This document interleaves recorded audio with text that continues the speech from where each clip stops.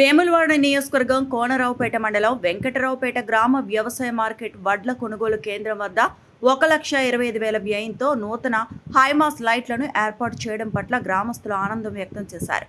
శాసనసభ్యులు ప్రభుత్వ విప్ ఆది శ్రీనివాస్ చొరవతోనే హైమాస్ లైట్లు ఏర్పాటు కావడం అభినందనీయమని నిజామాబాద్ వ్యవసాయ market committee chairman కచ్చకాయల Ellaiah, vice chairman Tallapalli Prabhakar కృషి ఫలితంగానే వెంకట్రావుపేట రైతులకు వెలుగు వచ్చిందని ఆనందం వ్యక్తం చేశారు. కూడారావుపేట మండల కాంగ్రెస్ పార్టీ అధ్యక్షులు మానుక సత్యంకు గ్రామ ప్రజల తరపున ప్రత్యేక ధన్యవాదాలు తెలియజేశారు.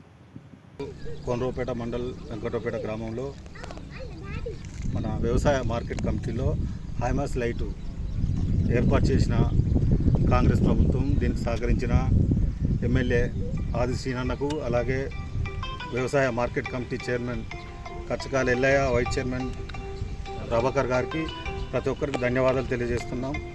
ఎందుకంటే 6 కాలం కష్టపడి రైతులు వాళ్ళ వడ్లను తీసుకొచ్చి ఇక్కడ మార్కెట్లో పోసిన సందర్భంలో లైట్లు లేక చీకట్లో పురుగు పూసి వచ్చిన సందర్భంగా ఎన్నో ఉన్నాయి.